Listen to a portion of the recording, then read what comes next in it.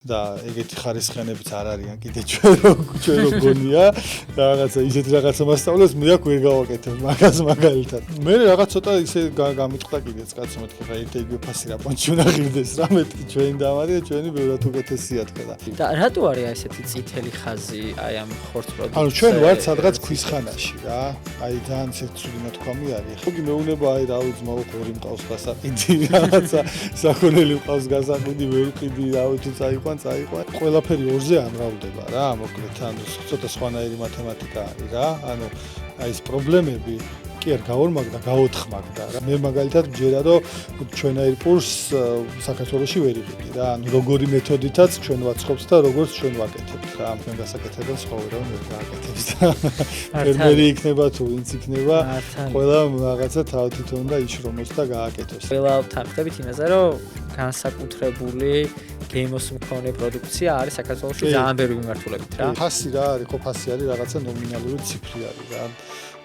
დღეს 100 ლარი გვაქვს ხელფასი, პირობითად ხვალ 200 გვექნება. ხორცი დღეს 20 ლარი ღირს, ხვალე 40 ლარი ვიყავ. მოგესალმებით. ეს არის პოდკასტი Founders Club-ი. მე მისი წამყვანი ნიკო დათეშზე ვარ. სანამ ჩვენი დღევანდელი ეპიზოდის სტუმარზე გადავალთ, გეტყვით, რომ პოდკასტის წარმომადგენელია IT სერვისებისა და კიბერუსაფრთხოების პროვაიდერი კომპანია Live Support-ი, რომელიც შესაბამისი სერვისების მიწოდებით ბიზნესებისთვის ქმნის მყარ საძირკველს და უზრუნველყოფს მათ მშვიდ და შეუფერხებელ მუშაობას. ხოლო პოდკასტის სპონსორი კი გახლავთ მსოფლიოში ერთ-ერთი უდიდესი აუდიტორული ქსელის More Global-ის წევრი აუდიტორული და საკონსულტაციო კომპანია More ABC. ჩვენი დღევანდელი ეპიზოდის სტუმარია ბიძინა გონაშვილი, კომპანია და სავაჭრო ქსელის წერტის დამფუძნებელი. მადლობა ბიძინა მოსვლისთვის. მოგესალმებით, დიდი მადლობა მოწვევისთვის. იმედი მაქვს, რომ საინტერესო საუბრები გამოგვივა. დარწმუნებული ვარ მეც. პირველ რიგში ძალიან მოხარულები ვართ, რომ გვესტუმრეთ, იმიტომ რომ ჩემი აზრით მაყურებლისთვის ძალიან ესეთ მოკლე დროში, ყოველ შემთხვევაში მინიმუმ თბილისის მასშტაბით ძალიან გამორჩეული და ძალიან საყვარელი საწარმო სტატუსი აქვს მოპოვებული უკვე წერტის. ჩემი ოჯახის წევრებიც გიждდებიან თქვენს პროდუქციაზე და ამ საკმაოდ მოკლე დროში რამდენიმე ფილიალის გახსნა უკვე როგორც ვიცი მოახერხეთ და საკმაოდ დიდი ქსელის ჩამოყალიბება. საინტერესო იქნება მაყურებლისთვის როგორი იყო ყველაფერი დასაწყისში, როდის გადაწყვიტეთ, რომ საჭირო იყო საკუთარი ბრენდის წერტის შექმნა. კი ბატონო. ხო, საკმაოდ საინტერესო ისტორია აქვს ჩემი აზრით ჩვენ ბრენდს. ესე იგი საწყის ეტაპზე, როდესაც მივედით იქამდე რომ რაღაც მაღაზია უნდა გავგვიხსნა, იქამდე რაღაც პატარა ისტორიას მოვყვები. ესე იგი მე და ჩემ ძმას გქონდა კახეთში ცხოველების საკვების საწარმო რა და ამ საკვებით ვამარაგებდით სხვადასხვა ფერმერებს.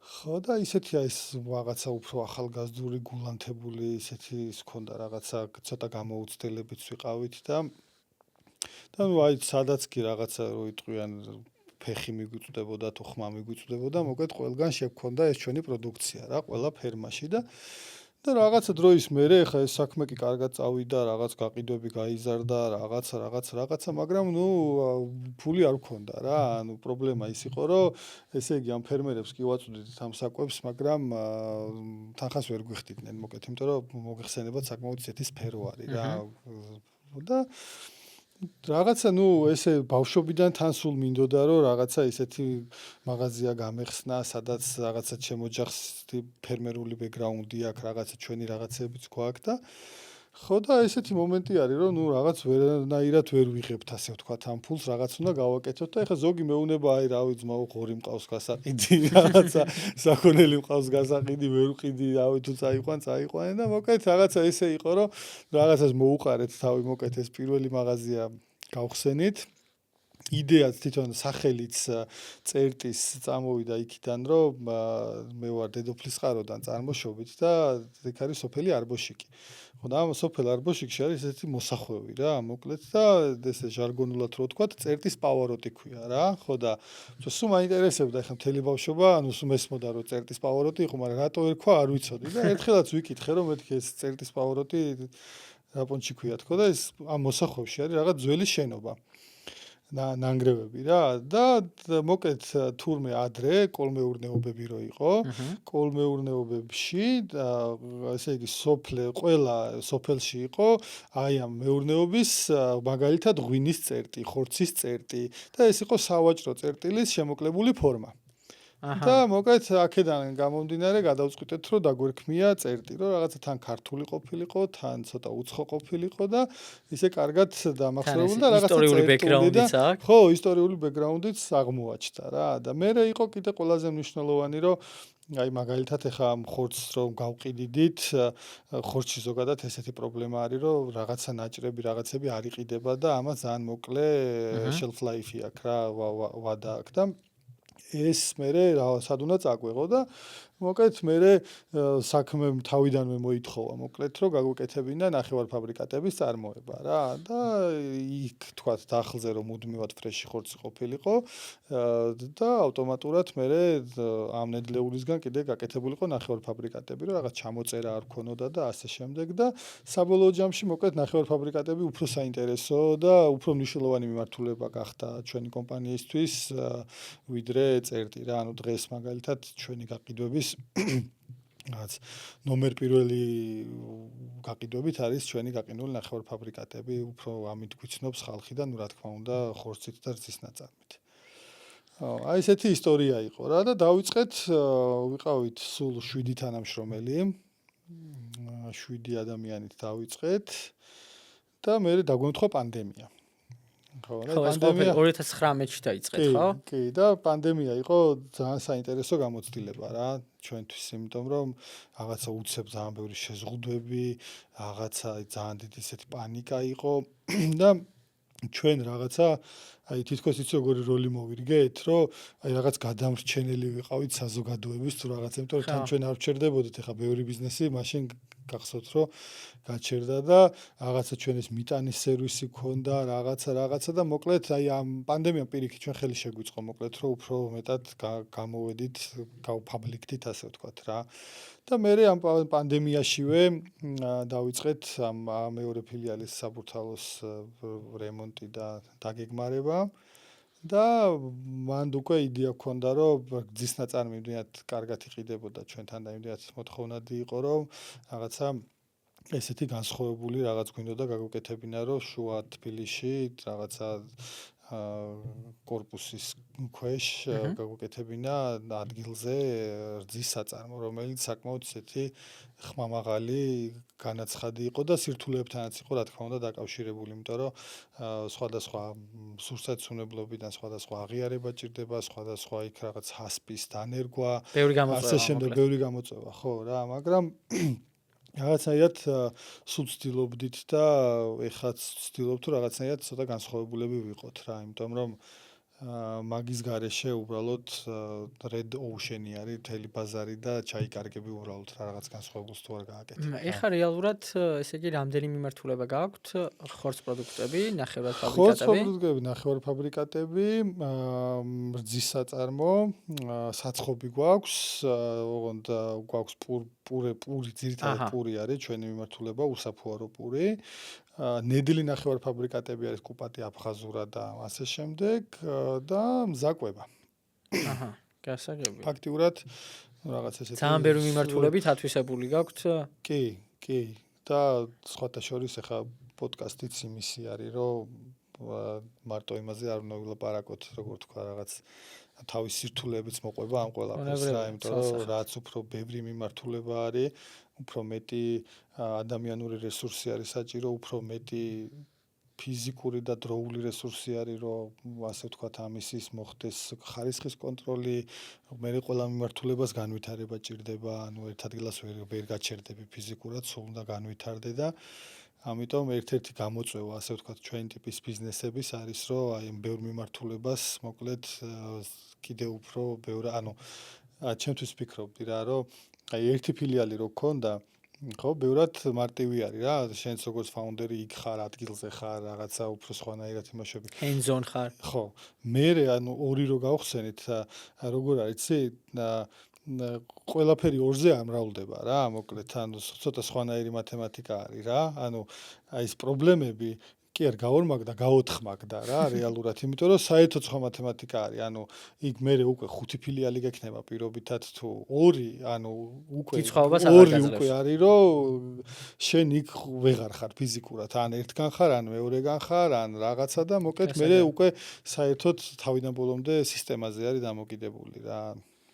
სახელზე მეც მინდოდა მეკითხა, ეს ძალიან საინტერესო ისტორია მოვისმინეთ და ლოგოს ისტორია რომ მოგვიყვე, იმიტომ რომ რაღაცა ძალიან ისეთ საინტერესო ლოგო გაქვს და აი ეს წერტილები რას ასახავს და ლოგოზე იყო ესეთი რა ქვია, ჩვენ ძალიან ისეთი ახლო და მეგობრული ურთიერთობა გვაქვს კრაკენი რო არის სარეკლამო სააგენტო და პლუს კიდე ხა ჩვენი მაღაზიებში ალბათ აგიფიქსირებიათ რაღაცა სტანდარტული ინტერიერი არ გვაქვს და რაღაცა და ნუ ამ ამბავში ყავდა ჩართული თორნიკე დადიანი არის საკმაოდ ისეთი ძლიერი არქიტექტორი ჩვენი მეგობარი ასევე და მოკლედ ნუ ეს თორნიკეს ჰქონდა ზოგადად აი ჩემი მიდგომაც ესეთი იყო რომ დამეთანხმება ალბათ თორნიკე თუ მოусმენს ამ პოდკასტს რომ აი რაღაც მაქსიმალური გასაქანი მივეცი მოკლედ რა აი ცოტა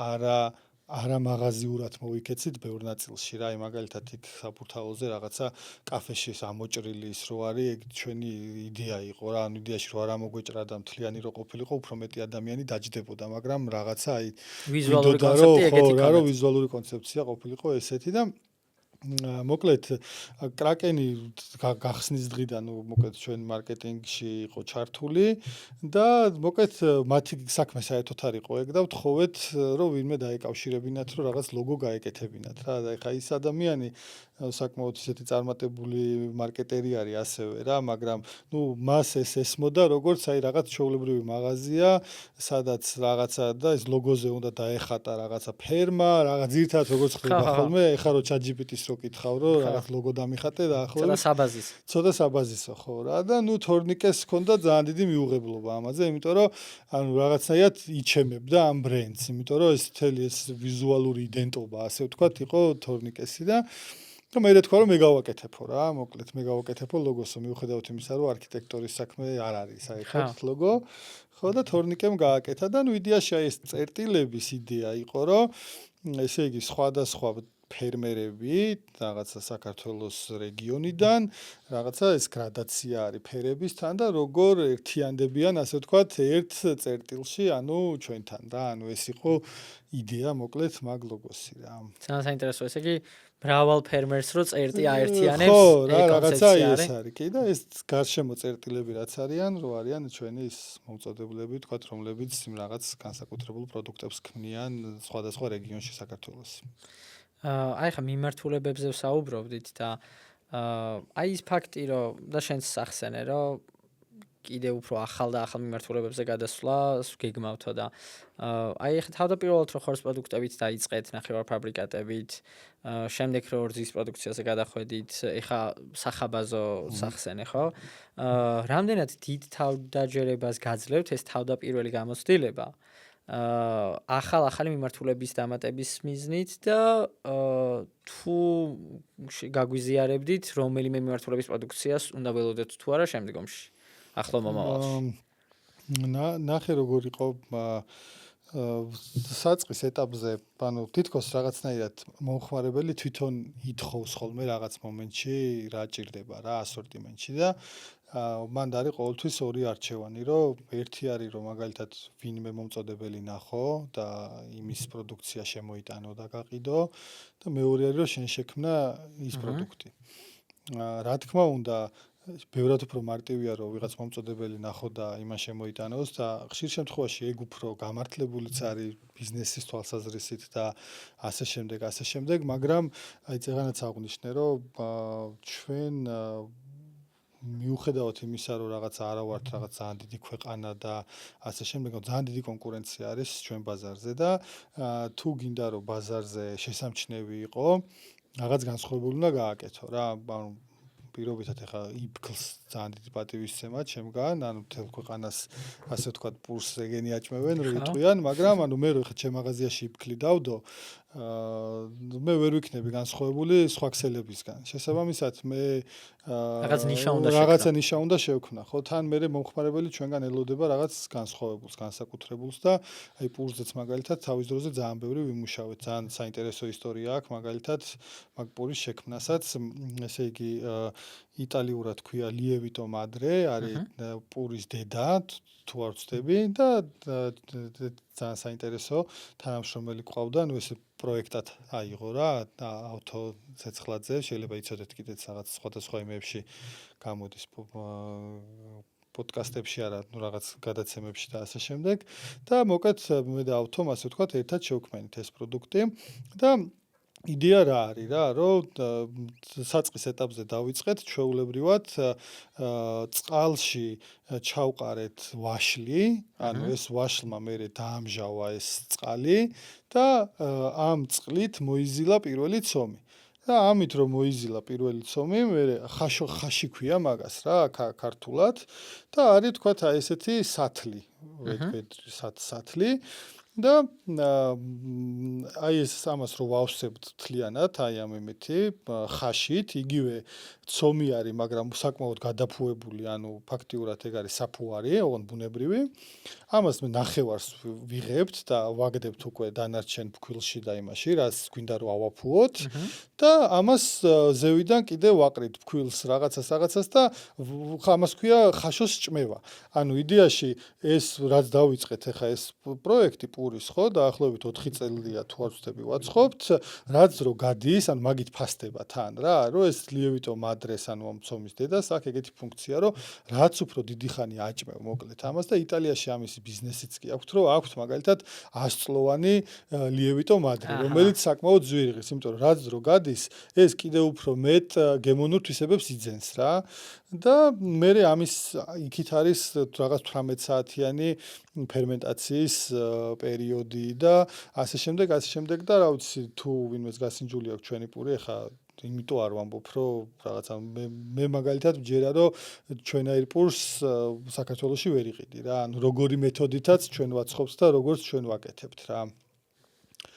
ხო და რაღაც ასეთი მიდგომები გვაქვს მოკლედ ყველაფერთან. ახალ მიმართულებას რაც შეეხება, სიმართლე რო გითხრათ, ესე უშუალოდ წარმოების მიმართულებით არ ვფიქრობთ, მაგრამ გაყიდვების მიმართულებით გვაქვს საკმაოდ ისეთი საინტერესო პროექტი, რომელიც ასევე 3 წლის წინ დავიწყეთ, მაგრამ როგორც მოიხსენებათ, რაღაცა ესე ადვილი არ არის, რომ რაღაცა დალანჩო და გაუშვა და ყველაფერს რაღაცა თანადად რო ჭირდება. ხო, ეგ იდეა ზოგადად მოიტანა, ეგაც რაღაც მომხმარებელმა და ზოგადად ბიზნეს გამოცდილებამ მოიტანა, რომ რაც რო გადის, საკმაოდ რთული არის კადრების შოვნა და მგონია რომ რაც რაღაც დიდი ხანი გავა ასე ვთქვათ და რაღაცა 20 წლის მერე 30 წლის მერე რო გავიხსენებთ, ალბათ ამ პერიოდზე ვიტყვით რომ ძალიან მაგარი პერიოდი იყო, მაშინ რა გვიჭირდაო, ხო და ამიტომ მოგვივიდა ესეთი იდეა რომ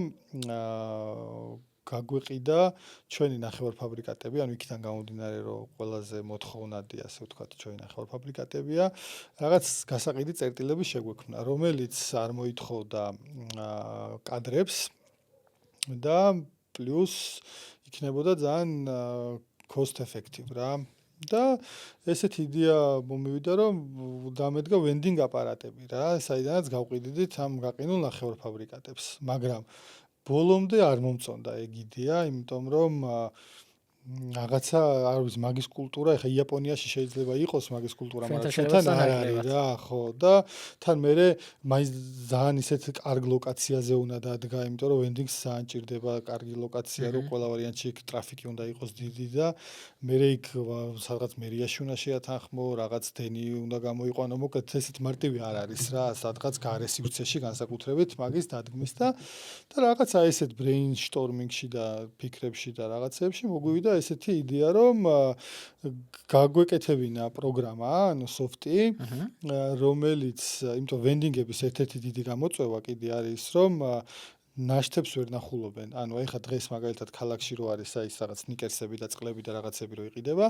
ამათ მანქანაში ანუ ბორტზე ულაგიათ ეს პროდუქცია, მიდიან ნახულობენ რამდენი აკლია და იმის მიხედვით ავსებენ რა. ანუ წინასწარ ინფორმაცია არ აქვთ რა, შეიძლება საერთოდ არ იყოს გაყიდული, ან შეიძლება სუცარიელი იყოს და შესაბამისი software პროგრამით ვერ არ აქვთ. ანუ ზოგადად მაგვენდიგებს ეგ მხარდაჭერა არ აქვს. და ჩვენ გავაკეთეთ ესე რომ დავწერეთ სოფტი, რომელიც იდეაში აკეთებს იმას, რა ქვია, ნაშთების კონტროლს და ვადების კონტროლს და ასე შემდეგ.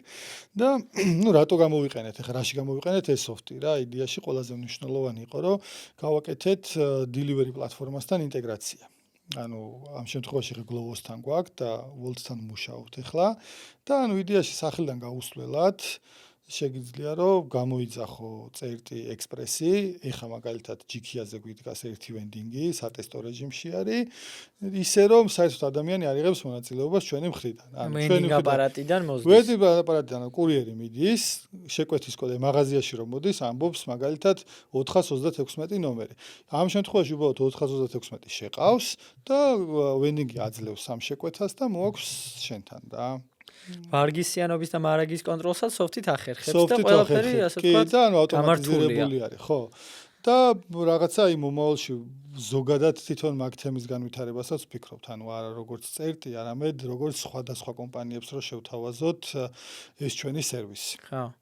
ეხლა AI-ის ასე ვთქვათ გააქტიურების ფონზე და მისი როლის ფონზე თანამედროვე სამყაროში ძალიან ისეთი გონივრული სტრატეგია არის რა, ავტომატიზება ბუნებრივია. შეიძლება ეს ფორმულა სხვა კომპანიებისთვისაც ისეთი იყოს. კი, აი მე რომ მიფიქრია მაგალითად აი იდეალური შეიძლება იყოს აფთიაქებისთვის. აი დღეს მაგალითად ეს ყველა აფთიაქი რაც გამიგია მე არის რომ გეგენს ხარჯებს ზოგავენ 24 საათიანი ფილიალები არ აქვს ბევრი და ღამე რომ მაგალითად წამალი მოგინდეს ადამიანს ვარ ძალიან დიდი მანძილი უნდა გაიარო. და სხვათა შორის ახლა მაგ იმასაც ვაპირებთ რაღაც როგორც ცალკე პროდუქტი ესე რომ გამოვიტანოთ და გვინდა რომ შევთავაზოთ არ ჯდება რაღაც ძალიან დიდ ხარჯებთან არ არის კაპიტალური დანახარჯებთან არ არის დიდთან დაკავშირებული და რაღაც ნებისმიერი აფთიაქის წინ შეუძლიათ რომ დადგან მათ აქვთ მით უმეტეს სტატისტიკა ღამე რა იყიდება და შეუძლიათ რომ ეს პროდუქტები ჩაალაგონ და როგორც მე ჩვეულებრივმა მომხმარებელმა ანუ ფეხით გამლელმა ვიყიდო ვენდინგ აპარატიდან ანალოგიურად შემიძლია რომ გამოვიწერო რა და თუ უფრო სიღრმეებში წავალთ, რა ვიცი, შეგვიძლია რომ, არ ვიცი, თუ მაგალითად რამე რეცეპტი არის გამოწერილი, შეგვიძლია ID წამკითხველი დაყენდეს და თქვა ეგ პრობლემაც კი მოგვარდეს რა, ხო, ეს მე უკვე რაღაცა რომ მაგის აბიუზი არ მოხდეს რა, ასე ვთქვათ. ხო, ამიტომ ჩვენი მიმართულება ესე მარტო ჩვენი სტრატეგია არ არის, მხოლოდ ის რომ რაღაც მარტო კვების მიმართულებით რაღაცები განვავითაროთ, ანუ გვინდა რომ გაყიდვის წერტილები გქონდეს მაქსიმალურად efficient-ი რა, იმიტომ რომ ბაზარზე კიდევ ერთხელ ვიმეორებ, ძალიან დიდი კონკურენცია არის და საბოლოო ჯამში ის გაიმარჯვებს, ვინც უფრო ეფექტური იქნება, უფრო მოქნილი იქნება და ასე შემდეგ რა. ბუნებრივია, ნამდვილად ეგრეა. მინდოდა მეკითხა, შენ ახსენე ერთ-ერთ ფილიალში საწარმო გავაკეთეთო და თუ არ ვცდები, ეგ ის ფილიალია, სადაც უშუალოდ მომხმარებელი ხედავს, როგორ მზადდება მისი პროდუქტი, რომელიც შეიძლება საღამოს ვახშამზე მის მაგიდაზე იდეს. მე ჩემი შეფასებით ძალიან პოზიტიურ შთაბეჭდილებას ტოვებს ზოგადად ეგ კონცეფცია და ინოვაცია და ზოგადად როგორი კავშირი გქონდათ მომხმარებლებისგან ამ ზოგადად კონცეფციასთან დაკავშირებით და შენ ახსენე რომ ჩვენი ფილიალებიო არ არისო კლასიკური მაღაზიებიო და სხვანაირი ნიშა აქვს და სხვა ფილიალებშიც თუ მოიაზრებთ ამ ინოვაციის დანერგვას და იგივე კონცეფციის განვითარებას. კი, გეტყვით, ანუ სუპირველი ფილიალი ჩვენ გავხსენეთ დიდუბეში წყალტუბოს ქუჩაზე და იქ ქონდა ზუსტად ეგრეა, ოღონდ იქ ქონდა გაყინული ნახევარფაბრიკატების წარმოება და შემდეგ ზუსტად ეგ იდეა დავაკოპირეთ, ასე ვთქვათ და უბრალოდ აქეთ გავაკეთეთ რძის საწარმო და ვფიქრობ, რომ საწყის ეტაპზე ეს იყო ალბათ ერთ-ერთი ყველაზე სწორი გადაწყვეტილება, რაც მივიღეთ.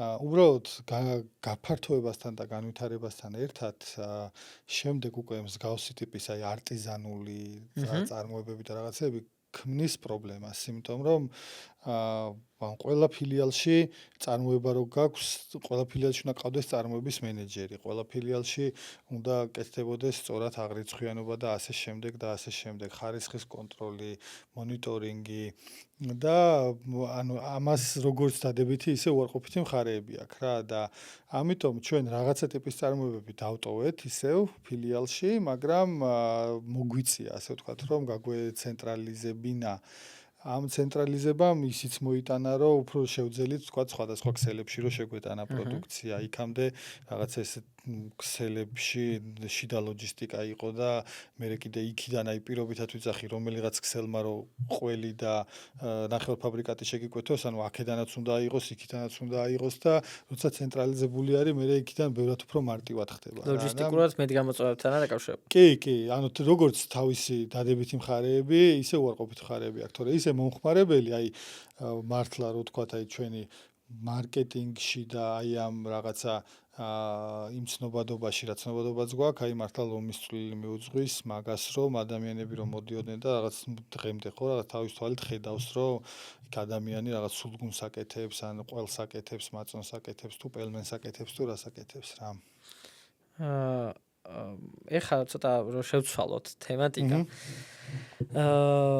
ნუ ადგილობრივი წარმოება ახსენე, მაინც ხა თქვენ სოფლის მეურნეობაზე დამოკიდებული, ასე ვთქვათ, ბრენდი და კომპანია ხართ და ადგილობრივი წარმოების განვითარებისთვის აი საქართველოს პირობებში, ხო? ყველაზე დიდ გამოწვევას შენი შეფასებით და ყველაზე დიდ დაბრკოლებას რა წარმოადგენს რაღაც კაპიტალი, უფრო პროფესიონალიზმი, კვალიფიკაცია კონკრეტული პირების თუ აი ვთქვათ რეგულაციები. ხო. ამ მიმართულებით და მათი მასშტაბურობა და ასე შემდეგ.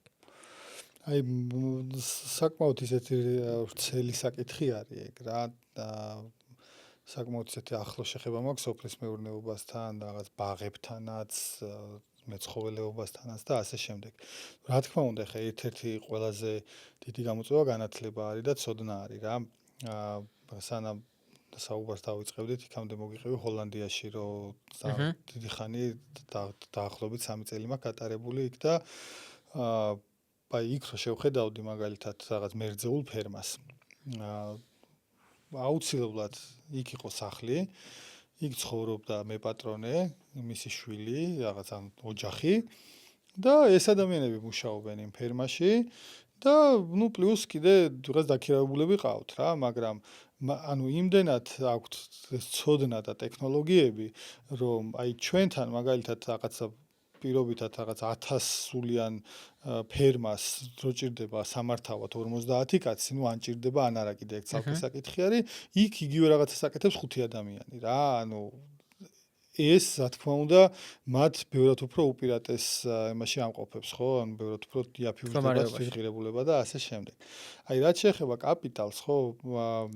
ჩვენ თვითონ რამოდენიმეჯერ შევეჩეხეთ მაგ პრობლემას, რომ ჩვენთან სოფლის მეურნეობაში არ არის გრძელვადიანი სესხები. აი მაგალითად როგორც რაღაც იპოთეკური სესხები არის 20 წლიანი, მაგალითად სოფლის მეურნეობაში ეხლა თუ არ ვწდები რაღაც 2 წლით გაზარდეს, მაგრამ აქამდე იყო 5 წელი.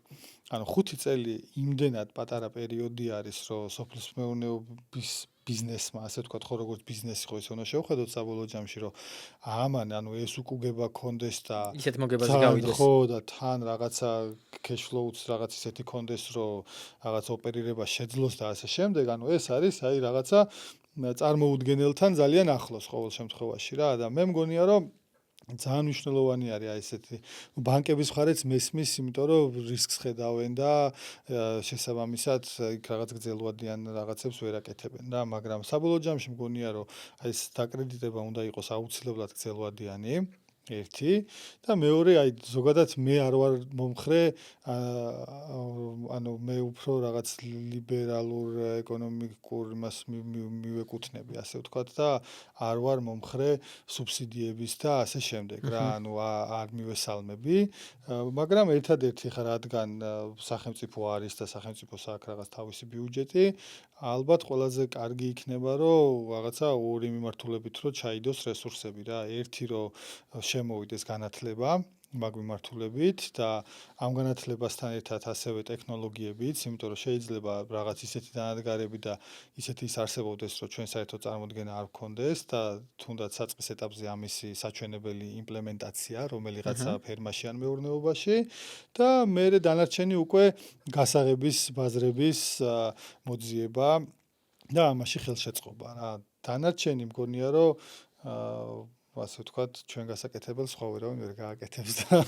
ფერმერი იქნება თუ ვინც იქნება, ყველა რაღაცა თავ თვითონ უნდა იშრომოს და გააკეთოს რა. და ერთადერთი რაც არის, აი მართლა საკმაოდ დიდ კაპიტალურ დანახარჯებთან არის დაკავშირებული ფერმერობა ის დანადგარები და ისინი საკმაოდ ძვირი ღირს რა და ამიტომ აი უბრალოდ გრძელვადიანი რო იყოს ის payment-ი ისე აღარ დააწვება და შესაბამისად უფრო ადვილად შეძლებენ განვითარებას რა.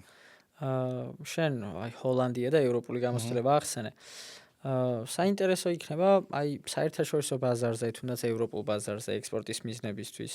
როგორ ჩვენ ვიცით, რომ ახლა საზოგადოებაში არის ეს ძალიან ისე გავრცელებული და არც არის სიმართლისგან შორს, რომ ევროკავშირი კონკრეტული რეგულაციებით ხასიათდება ხარისხთან დაკავშირებით ძალიან ასე ვთქვათ დეტალიზებული, რომლისთვისაც შეიძლება შედარებით განუვითარებელი ქართული სოფლის მეურნეობის ბაზარი მზად არ იყოს. მიუხედავად იმისა, რომ შეიძლება ხარისხობრივად ასე ვთქვათ ბევრად უკეთესი იყოს. ხო. აი არ ვიცი, იგი ხილი რო ავიღოთ მაგალითად რა. კი, ეხლა შეიძლება იქ რაღაც ჩვენთან ისე დონეზე არ ხდება იმ პესტიციდების და რაღაცების კონტროლი რა, მაგრამ ანუ გემო აქვს. იქ რო ყიდულობ, არ ვიცი, ანუ ხო და აი ეგ იყო ჩემი კითხვაც, რომ რეალურად აი იმ რეგულაციებს, იმ მოთხოვნებს, საერთაშორისო ხარისხის სტანდარტებს, რამდენად პასუხობს ქართული პროდუქცია? აი რამდენად არის, აი ნამდვილად ყველა თანხმდებით იმაზე, რომ განსაკუთრებული გემოს მქონე პროდუქცია არის საქართველოში ძალიან ბევრი მიმართულებით რა, მაგრამ აი ამ სტანდარტებს ზოგადად რამდენად პასუხობს და აი შენი ცოდნა რო გაგვიზია რომ ამ კუთხით რა. მე რა დონეზეც ვიცი ეგ საკითხი. აი ხორცს პროდუქტები, რძის პროდუქტები მაგალითად აი თეორიული შანსი არ არის რომ გაიტანო ევროპაში. ანუ არ არსებული ამბავი არის ეგ.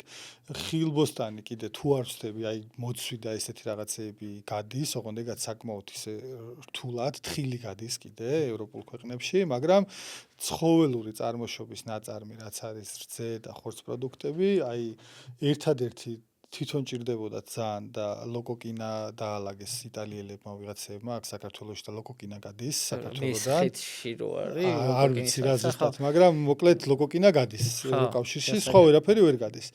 ხო და აი ჩვენ როგორ ეტაპზე ვართ, იცი? და რატო არის აი ესეთი წითელი ხაზი აი ამ ხორცს პროდუქტზე? ანუ ჩვენ ვართ სადღაც ქვის ხანაში რა. აი ძალიან ისეთი ცუდი ნათქვამი არის ახლა, მაგრამ აი ვერც კი შეადარებ უბრალოდ ახლა მე იქაური მეებშიც ვარ ნამყოფი თუნდაც ხორცის გადამამუშავებელ წარმოებებში და ასე შემდეგ და აი ჩვენთან ჯერ როგორი პრობლემები არის, იცი? ცოტა ისეთი სიტყვა არის სასაკლაო რა, მაგრამ სადაც იკვლება საქონელი ხო, რაღაც სპეციალური ადგილები არის. ეკონომიის მიზნით შეიძლება მაგალითად მე პატრონემ ღამე გამორთოს დენი რო არ დაწვას და რეალურად მაცივარი გათიშოს რა. ანუ ჯერ ძალიან შორს ვართ მაგაზე. უბრალოდ ნახეთ მანდაც რა არის რა ყველაზე მნიშვნელოვანი, რომ გითონ ჩვენი ბაზარი აი სულ რაღაც ფასებზეც ხომ იდის საუბარი, რომ ხო, მაგაზეც ქონდა რამდენიმე კითხვა და ხო, მე უფრო ცლად შევეხოთ, მაგრამ ისე ვიტყვი რა, რომ აი თვითონ ქვეყანა არის პატარა. ანუ ჩვენ ეხლა საქსტატის მონაცემებით 3,5 მილიონი ადამიანი ვართ, მე მგონი საქართველოში. თუმცა მე მაგისი არ ვჯერა მაგალითად, არ ვიცი, რაღაც მგონია რომ უფრო წავიდა? ხო, უფრო ცოტანი ვართ რა, ეგრე მგონია რა და ანუ 3,5 მილიონი ადამიანი ვართ და სხვადასხვა ქალაქებში რაღაც ირგვლივ ხო რაღაც თურქეთში რო გადახვიდე ან რუსეთში რო გადახვიდე ან ევროპაში ანუ 3,5 მილიონი ქალაქები არის ხო?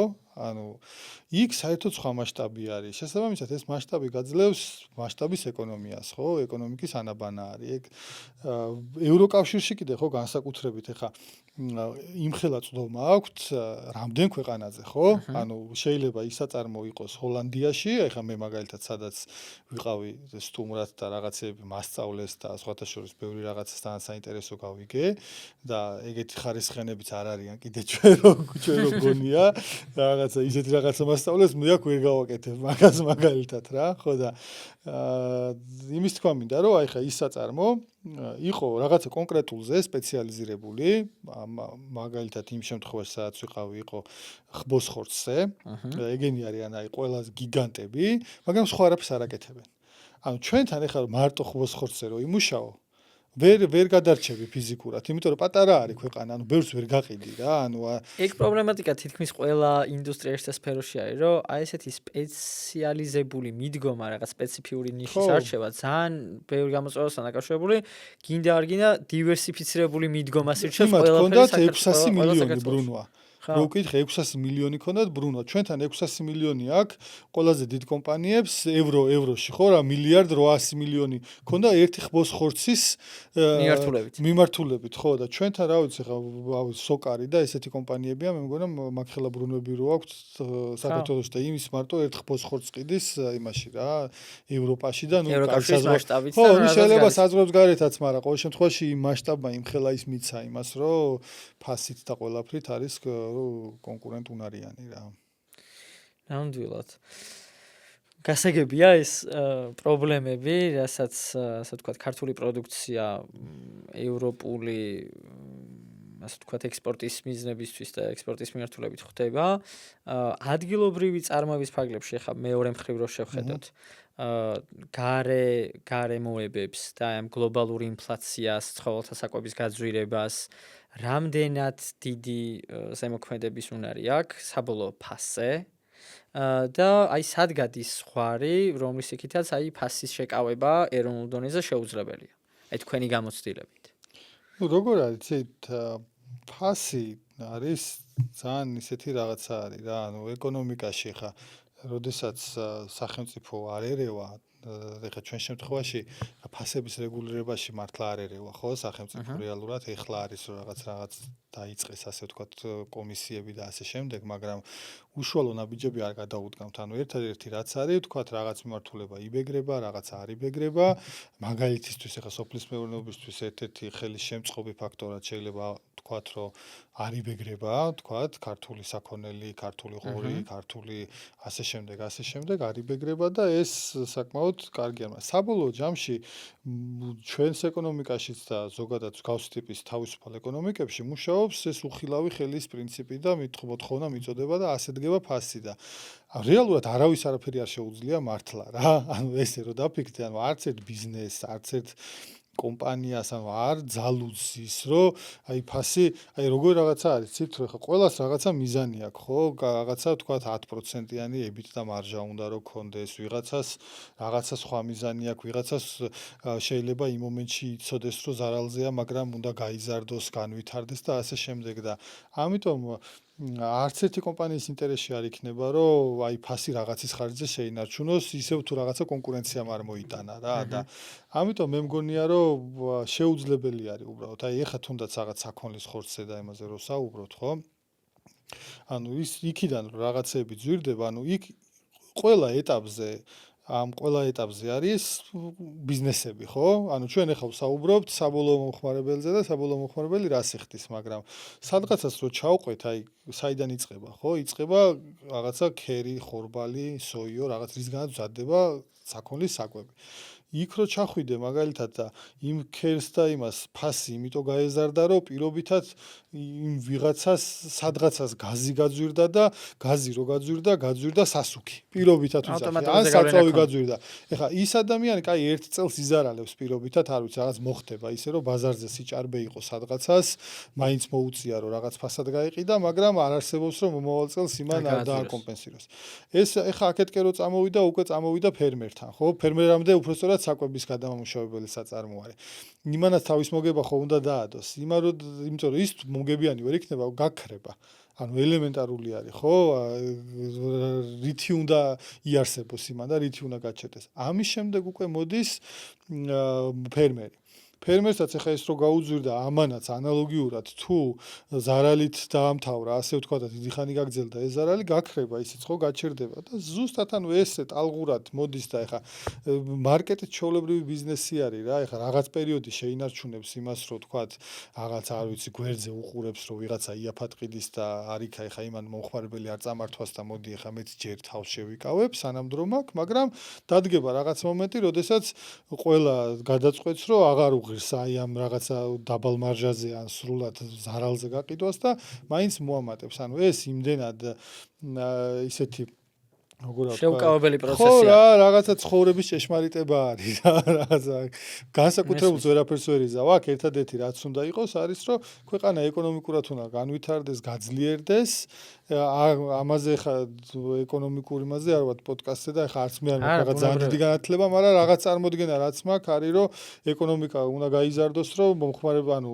ადამიანებს მეტი ფული ქონდეთ და შესაბამისად ეს გაძვირებული პროდუქციაც იყიდოს ზუსტად იგივე ან purchasing power რაც არის ფულის, რომ ან იგივე იყოს, ან პირიქით კიდევ უფრო გაიზარდოს რა. ანუ ეგ არის მთელი იდეა, თორე ფასი რა არის, ხო ფასი არის რაღაცა ნომინალური ციფრი არის რა. დღეს 100 ლარი გვაქვს ხელფასი, პირობითად ხვალ 200 გვექნება. ხორცი დღეს 20 ლარი ღირს, ხვალე 40 ეღირება და ზოგისთვის 10 ლარიც ღირს. ამაზე ფას ცოტა ხანი რომ გვერდზე გადავდოთ, შენ ახსენე, რომ ლოჯისტიკა და დისტრიბუცია ძალიან აძვირებსო პროდუქტსო რა. და რატო არის, ანუ ეს ანუ ლოჯისტიკა გასაგებია რომ ძალიან ძვირია, მაგრამ ამ კუთხით წერტის გამოსავალი ამ სიტუაციაში რა არის, რომ თქვენ ესეთი სწორი ბალანსი გაქვთ დაჭერილი ზოგადად აი ამ მიმართულებით. ხო, ჩვენ შემთხვევაში ხა სხვათა შორის საერთაშორისო პრაქტიკა არის ეგ და სხვათა შორის ძალიან გამართლებული არის, ანუ ძალიან დავისვენეთ, რომ იტყვიან, არის ღამის დისტრიბუცია რა. ანუ რადგან ჩვენი ფილიალები არის, რაღაცა ჩვენმა დისტრიბუტორებმა მძღოლებმა იციან რაღაც როგორ უნდა გააღოს, როგორ უნდა დაკეტოს, არის კონკრეტული წესები გაწერილი, რის მიხედვით უნდა დადოს პროდუქცია, რომ მერე რომ მენეჯერი რომ მოვა, რომ მიითვალოს და ასე ვთქვათ, მონიტორინგმა დაადასტუროს, რომ ეს მართლა ამდენი პროდუქცია მივიდა თუ არ მივიდა და ასე შემდეგ. და თუ არ ვწდები, აი ხა ისე ჰოლანდია და ევროპა მოვყავს მაგალითად, მაგრამ თითქმის სულ ესე იყო, აი მე რაც იქ მიმოძრავია, ძირითადად ღამე არის ხოლმე ეს დიდი დისტრიბუციის მანქანები გაჩერებული და ესე ერთიანად ხდება ამ დიდი რაოდენობის პროდუქტების მიღება. მაგრამ ჩვენ ახლა მაგალითად დავიწყეთ ცოტა ხნის წინ სხვადასხვა ქსელების მომარაგება, ხო? ამ ნედლი ხორცით თუნდაც რაზეც ვსაუბრობდით. და ამ ნედლი ხორცით რო დავიწყეთ მომარაგება, შევეჩეხეთ ესეთ პრობლემას, რომ მაგალითად ქსელებში მენეჯერები არიან მხოლოდ 6 საათამდე და 6-მდე ან თუ მიიტან პროდუქციას მიიღებს თუ არა და ვერ მიიღებს. ანუ იმას თავისი წესები აქვს და იმას უნდა მოერგო. 6 საათამდე რომ მოასწრო პირობითად 50 ფილიალი, ხო? ამისათვის შეიძლება დაგჭირდეს, არ ვიცი, 5 მანქანა ერთდროულად. როდესაც თუ ღამის დისტრიბუცია იქნება, შეიძლება ერთმა მაქსიმუმ 2 მანქანამაც კი მოასწროს, იმიტომ რომ ღამე საცობი არ არის. ბევრად უფრო მარტივად ხდება მანქანის გაჩერება, მიყენება, ანუ შეიძლება საპარკინგი ადგილი არ იყოს, მაგრამ თუნდაც ქუჩაზე გააჩერო და იცი რომ ეხა ღამის 3 საათზე არავის არ შეუშლი ხელს რა. დროის სერიოზულ ეკონომიას აკეთებ. ხო, და ანუ ესეთი საკითხები არის რა, რაღაც ან ლოჯისტიკური კუთხით, აი კიდევ ვიმეორებ, რომ ეს ჩვენთან ეს მარკეტები რაღაცა ძალიან პატარები არის და ესე რომ განვითარდა ჩვენთან ქსელი, ხო? ეგ თავის მხრივ მაგ პრობლემებს იწვევს რა. აი მაგალითად ეხა საზღვარგარეთ არის ძალიან დიდი ლოჯისტიკური ჰაბები. აი მაგალითად ეხა თუ არ ვწდები ნიკო რა აკეთებს მაგას და სხვათა შორის ჩვენი ქსელებიც ეტაპობრივად გადადიან მაგაზე რომ მომწოდებელს მაღაზიაში კი აღარ მიატანინებს პროდუქტს თავის ლოჯისტიკურ ჰაბში მიატანინებს და იქიდან გაანაწილებს ხო რა ყველაზე სწორი ეგ არის რა და ჩვენთანაც საკმაოდ აქტიურად ეს ღამის დისტრიბუციებს უკვე აკეთებენ თვითონ ანუ თავის პროდუქტებს აკეთებენ მაგრამ აი რაცაც გარემომწოდებლებისგან იღებენ ის მაინც სხვებს დააქვთ რა და ეტაპობრივად ალბათ იქ ლოჯისტიკურ ჰაბს რო გაზრდიან უკვე და გაადიდებენ მე უკვე შეძლებენ რომ მიიღონ რა ეს ბევრად გაამარტივებს მე ამ პრობლემებს და ბევრად ლოჯისტიკას გააიაფებს რა ხელში უწყობს ამ მაგრამ ფასები მაინც არ გაიაფრა. ეხა ნახევარ ფაბრიკატებს შევეხეთ, სანამ პოდკასტს დავიწყებდით, მათ სპეციფიურ შეფუთვას და ასე შემდეგ. ზოგადად ხო იცი, საქართველო როგორი ცოტა სტერეოტიპული შეხედულებების ქვეყანა არის და ნუ ეხა ყველას ხო გონია, რომ სახლში მომზადებული საუკეთესო ასე შემდეგ და ამ კუთხით აი ესეთი შეხედულებები რო არსებობს, ნახევარ ფაბრიკატების მიმართ დობის მოპოვება შენი აზრით რამდენად რთული იყო საქართველოში თავდაპირველ ეტაპზე, ან ეხა როგორ შეაფასებდი აი ამ კუთხით თვითონ ბაზრის სიდიდიდან გამომდინარე რა, რამდენად არის ნდობა ამ თვალსაზრისით საქართველოში. ხო, როგორი სიტუაცია არის, იცი, მაგ მიმართულებით, რომ ნელ-ნელა მომხმარებელი მიეჩვია მაგას, რომ ზოგადად ეს გაყინული ფორმით შეიძლება რომ ხინკალი იყიდოს ან პელმენი ან ბლინი ან ასე შემდეგ.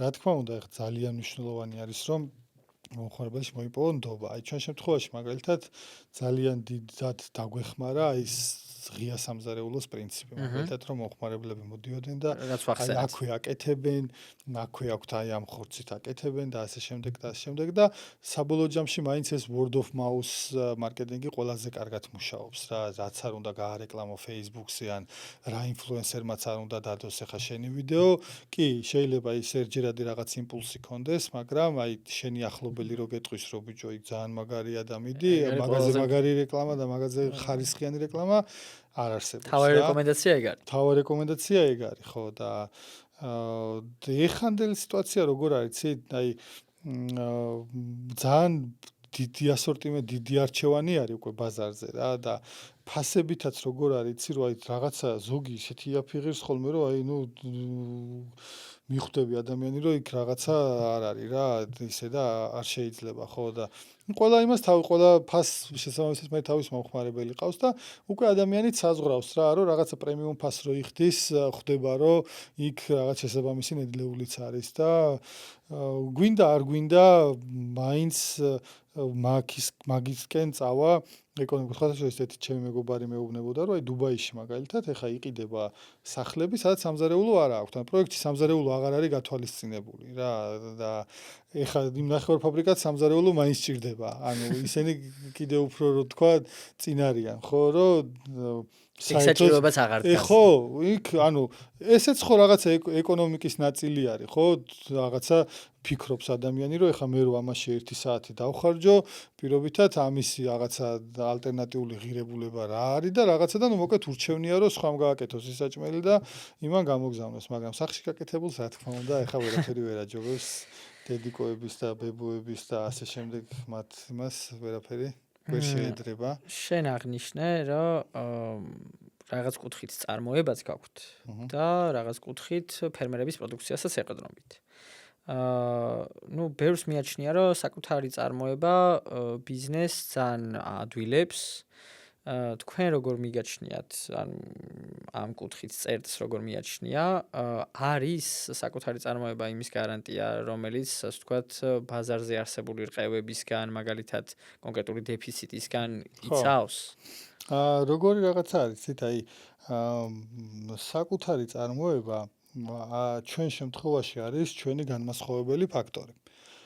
მე რომ მაგალითად ეხა რაღაცა ფერმერული პროდუქტი ავიღო, ხო? ან ისეთი მომწოდებელი უნდა ვნახო, რომელიც მარტო ჩემთან გაყიდის და ზოგადად დიდი მასშტაბის ტიპი არ იქნება. ან არის რაღაცა ფერმერული პროდუქტები, რომელიც შეიძლება ყველგან შეგხვდეს რა. და შესაბამისად, ანუ მანდაც ეს ბრენდისთვის რაღაცა თავდაცვის მექანიზმივით არის რა, რომ მე რო ჩემი წარმოება მაქვს, ეს ჩემს რაღაცას გამყარებაში მეხმარება ბაზრის რა, ანუ უფრო მყარ პოზიციაში მაყენებს და შესაბამისად ანუ როგორ არის, ეს კონცეფციას გააჩნია რა, ეხლა წეგან ჩვენ შევეხეთ ხო, სხვადასხვა მარკეტებს და მაგალითად ეხლა ორნაბიც პირიქით კონცეფცია აქვს, რომ თვითონ არაფერს არ აკეთებს, ასე ვთქვათ და მხოლოდ მომწოდებლები ყავს. ჩვენ შემთხვევაში სხვანაირი კონცეფცია არის და კიდე ძალიან მოდაში შემოვიდა ასე ვთქვათ და აი ევროპაში რაღაც სულ მიკვირდა რომ რაღაცა იმ ალბერტაინში რო შევდიოდი ყველაფერს აწერია ალბერტაინი რანაირად აკეთებენ მეთქი ამდე რაღაცას და private label რა ანუ ვიღაც კომპანია იმას წარმოებელს დააკონტრაქტებენ და იმ შემთხვევაში ყიდულობს იმის პროდუქციას თუ დააწერს ზედ რო არის ალბერტაინი რა და ზოგი მასე მუშაობს და მოხერბელს ისახმა აქვს რომ აი ეს ამათი არის ალბერტაინის მარილია პირობითად და არა რაღაცა სხვა მარილი. ვიღაც უცნობის. ხო, ვიღაც უცნობის, ხო. ხო, მაგრამ მან ძალიან მნიშვნელოვანი არის ეგ ბალანსი, აი ეს ფერმერებზე რო საუბრობდით, ხო? შენ თქვი რომ ლოგოზეც რო საუბრობდი, ხო? ბევრ ფერმერსო, ბევრი წერტილი ეს ფერმერებს აღნიშნავსო და ბოლოს ერთ წერტილში იკრიბებიანო. ანუ რეალურად წერტი იმის გათვალისწინებით რომ ამდენ ფერმერთან თანამშრომლობთ, ხო? მცირე ფერმერებისთვის ანუ არის ის პლატფორმა, რომელიც ეუბნება, რომ თავიანთი პროდუქცია რო ჩაუშვან, ამის შესაძლებლობას აძლევს. კი, ჩვენ გქონდა სხვათა შორის რაღაც პერიოდულად რაღაცა მარკეტინგული აქტივობებიც და ესე ვეძახით ხოლმე რა, ანუ ვინმეს თუ აქვს რაიმე საინტერესო პროდუქცია, ჩვენ ამ მიმართულებით რაღაცა არ გვაქვს არანაირი მარკეტინგული გადასახადები და ასე შემდეგ, ანუ პირიქით რაღაც ჩვენთვის ძალიან ღირებული არის ასეთი ადამიანები, უბრალოდ მათაც აქვს ხოლმე პრობლემა, აი რაღაცა შეიძლება სადღაც სოფელში რაღაც ძალიან საინტერესოს ქმნიდეს ადამიანი, მაგრამ იქაც ლოჯისტიკის პრობლემა არის ხოლმე მე რაღაცა ვცდილობთ რომ მაგ ნაწილშიც დავეხმაროთ მომწოდებლებს, მაგრამ მე კიდე შემოდის ერთი მაგრამ, რომ თუ ძალიან პატარა არის, ანუ ეს ფერმერი და ძალიან საწყის ეტაპზე არის, საკმაოდ ისე აქტიურად აკონტროლებს სურსათის ეროვნული სააგენტო ეტიკეტირებებს და მიკვლევადობას და ასე შემდეგ და ასე შემდეგ და ხშირად ეგაც არის ხოლმე ხელისშემშლელი ფაქტორი, რომ ეხლა შეიძლება ადამიანი რაღაცა ის სასწაულ ჩურჩხელას აკეთებდეს ან სასწაულ მურაბას პირობითად რა, მაგრამ აი იმის გამო რომ იმ ადამიანს რაღაც აღიარება არ აქვს და ასე შემდეგ და ნუ სადღაცას მაგისიც მესმის, იმიტომ რომ შეიძლება რაღაცა ვერ დაიცვას იმ ადამიანმა და რისკი შემცველი იყოს. თუმცა არც აღიარება და ის არ გამორიცხავს, რომ ის პროდუქტი იყოს, რა ვიცი, საკვებად უვარგისი. ან რაღაცა რისკი შემცველი, ხო? საბოლოო ჯამში მაინც ადამიანები აკეთებენ და იმ მომენტში ვინ რას როგორ გააკეთებს, ესე არავინ არ იცის და ამიტომ აი ეგაც არის ხოლმე ხშირად ხელისშემშლელი ფაქტორი. აი მაგალითისთვის სოფლის ქათამი. სოფლის ქათამს დღეს საქართველოში ბაზრის გარდა ვერსად ვერ იყიდი. იმ ბაზარშიც, ნუ არ ვიცი, ალბათ რაღაცა, იმიტომ რომ ბაზარია და რაღაც თვალს ხუჭავენ და ასე შემდეგ, იმიტომ რომ არ არსებობს ქათმის სასაკლაო, რომ აი ესე ქათამი რომ მიიყვანო და დაგიკლან. ყველა დიდ ქათმის ფაბრიკებს აქვს თავიანთი სასაკლაოები. შესაბამისად ეს სოფელში რომ რაღაცა ქათამს რო ზდიან და რაღაცას ის ფიზიკურად ვერ მოხდება დახლზე. ანუ შენ რო ეგ დადო დახლზე, ჩვეულებრივად სურსათი მოვა და დაგაჯარიმებს და მოხდება ამის განადგურება. როდესაც, რა ვიცი, ამას არაფერი არ ჯობია, ხო? მაგრამ აი ესეთი პრობლემები არის რა და ეხლა სიმართლე რო გითხრა აი ამ კუთხით ცოტა ის ჭირდება, აი მოცლა ჭირდება რა, თორე დარწმუნებული ვარ, რომ რაღაცა თუნდაც კანონმდებლობის ფარგლებშიც რაღაცის გამოძებნა შეიძლება რა, მაგრამ აი ესეთი რაღაცეები მოკლედ ქმნის ხოლმე ხშირად იმას, რომ აი მართლა რასაც ქვია სოფლის პროდუქტი და რაღაცა შეიძლება განსაკუთრებული გემოთი რო ხასიათდება. ხო, აი რაც გვიყვარს რა, იმ სოფელში რო ჩავდივართ და იმ წიწილას რო სხვა გემო აქვს და იმას რო სხვა გემო, მაგის გამო შეიძლება უბრალოდ ვერ მოხდეს დახლზე რა. ხო, ეგ უნდა ყოფილიყო ჩემი კითხვა, რომ რა არის ის მახასიათებლები, რომელიც შესაძლებლობას გაძლევთ, რომ თქვენი პლატფორმა ესეთი ღია იყოს მათთვის თქო და ეს ნუ ეს დაბრკოლებები ახსენე. ხო, ეს დაბრკოლებები არის, რომ ჩვენ მაგალითად არაფერი არ შეგვიძლია მაგ კუთხით რომ გავაკეთოთ რა, კანონი არის და რაღაცა გარისკავ და რაღაცა სულ ვერ გარისკავ რა, რაღაცა არ ვიცი. ერთადერთხელ იყო, რომ ნუტრიმაქსი არის სხვათა შორის ერთ-ერთი უდიდესი კომპანია არის საკვების წარმოების საქართველოში და საკმაოდ ისეთი ინოვაციური ტიპები არიან და მაგათთან ერთად გავაკეთეთ საცდელად ამ ნუტრიმაქსმა დააორგანიზა, რომ ვიღაც ქალბატონი იყო, რომელიც ამ სოფლის ქათამს ზრდიდა და მე სასაკლაოში კლავდნენ და ჩემთან მოდიოდა, მაგრამ იმდენად პატარა მასშტაბი იყო, რომ ვერ იტანდა ასე ვთქვათ ეს ბიზნეს მოდელი რა მაგას და გაჩერდა, თორე ძალიან საინტერესო ის იყო რა. მოკლედ ესე რომ ვთქვათ რაღაცა თავის მობმა ჭირდება და პატრონი ჭირდება რა მაგას რა. აი ჩვენ სხვა მოდელებზეც საუბრობდით, ეხა ორი ნაბიჯი ახსენე. თქვენი მოდელი ძალიან ისეთი საინტერესოა, რომელიც აი ამ მიქსს ახორციელებს, ხო? რაღაც თქვენი წარმოება, ფერმერების პროდუქცია ასე შემდეგ. აი ძალიან საინტერესო იქნება ჩემი აზრით მაყურებლებისთვის, როგორ ახერხებთ, რომ დაიცვათ სწორი ბალანსი რითეილსა და წარმოებას შორის და აი შენი გამოცდილებით, აი ამ მიმართულებით ყველაზე უფრო დიდი გამოწვევა რა არის აი ამ პროცესში? აი მთლიანი ერთიანი ჯაჭვის კონტროლის პროცესში რა. ხო, ну, ყველაზე დიდი გამოწვევა საერთოდ ადამიანები არის და ადამიანური რესურსი. როგორც აღნიშნე, დღესდღეობით სადაც 160 ადამიანი არის დასაქმებული კომპანიაში და ეს ადამიანები ქმნიან ამ პროდუქტს და ზოგადად როდესაც ადამიანის ხელი და ეს არის ჩართული, ასე ვთქვათ, ის კარგი რაღაცეებიც ამ ადამიანების ხელით კეთდება და შეცდომებიც, რა ვიცი, მე ზოგადად ეგეთი მიდგომა მაქვს, რა ვიცი, შეცდომები მოსულა რა, ეხლა ეს TBC-ის რო იყო რაღაც ადამიანები ვართ, რაღაცა შეიძლება ვერ გავაკეთოთ ისე, მაშინ რაღაცა სხვანაირი ტიპის ქარხანა უნდა იყო და რაღაცა, არ ვიცი, ხო, რაღაცა იქ ჩვენ შემთხვევაში უფრო მაქსიმალურად არტიზანულები ვართ, ასე ვთქვათ და მაგიტო არის, რომ ხშირ შემთხვევაში თუ რამე გამოწვევა არის რომ არ ვიცი რაღაცა შეიძლება გემოში იყოს რაღაც ოდნავი სხვაობა, იმიტომ რომ კიდევ ვიმეორებ ადამიანები არიან და ამას ადამიანების ხელით კეთდება რა. მაგრამ მეორე ასევე ისეთი გამოწვევა, რაც თქვით რომ აი წარმოებასა და მაღაზიას შორის რაღაც ბალანსი რო დაიცვო, საკმაოდ ისეთი რთული არის, რომ არ დაიმსგავსო რაც ჩვენ ირგვლივ ხდება ყველგან. იმიტომ რომ ზოგადად ეს ბაზარი არის ესე მოწყობილი, რომ აი რაღაცა 200 კვადრატს რო ვიქირავებ პირობითად და იქ რომ მე თაროებს და რაღაცებს რო გავაკეთებ, ამ 200 კვადრატში ესე იგი, ჩემი პროდუქციაც უნდა დავდო, ვიღაცა რო შემოვა, იმან ფული უნდა გადამიხადოს მე, რომ იმ თაროზე იდოს, მე 45 დღე უნდა გავიჩერო თანხა და მე რო გადავუხდი დაჟე კიდე კეშბექი უნდა გადამიბრუნოს უკან და რაღაცები და ანუ ეს ფინანსურად საკმაოდ როგორ ვთქვა, აჯანსაღებს იმას რა, ანუ ესე არის დალაგებული ეგ ამბავი, მაგრამ მანდ მე პრობლემა არის ის, რომ ყველა ესე აკეთებს. და ყველა პროდუქტი შესაბამისად არის ყველგან, თითქმის. აი მაგალითისთვის რო ავიღოთ, აი თქვენ ახლა რაღაც რა დონეზეც იცით მაგალითად ჩვენი ბრენდი, აი სიგარეტი უნდა იყიდებოდეს ჩვენთან? არა, ხო, არც იყიდება. ხო. ან რატო არ იყიდება? რეალურად ახლა ძალიან ბევრი მეუბნება, რომ ბიჭო, იცი რა, სიგარეტს აქვს მაგარი ტრაფიკი რა. რომ აი ვიღაცა რო შემოვა, სიგარეტს იყიდის, იქ წყალს იყიდის და ნუ ეკონომიკურად შეიძლება სწორი იყოს, ანუ აი ესე მათემატიკურად სწორი იყოს, რომ სიგარეტი უნდა გქონდეს, მაგრამ მეც ეგრე ვფიქრობ, რომ არ უნდა მქონდეს, იმიტომ რომ თუ რაღაცა ჯანსაღს და რაღაცას აწვევი, ნუ არ უნდა გქონდეს რა.